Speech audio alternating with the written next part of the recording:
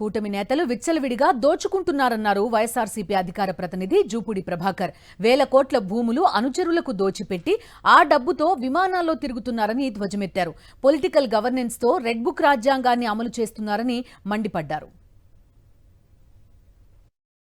ఏం cricket match టీవీలో పెట్టి చూడకూడదంటే నీకేమి నొప్పి, మేము పోయి చూస్తాం, ఎవరు డబ్బులతో పోయారంటే అది చెప్పరు.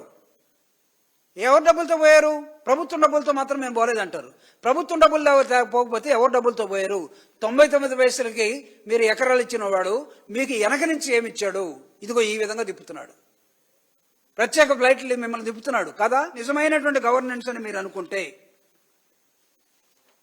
ఈ రాష్ట్రంలో ప్రతి ఇల్లు, ప్రతి వ్యక్తి, ప్రతి కుటుంబం ఎంత అప్పుల్లో ఉంది?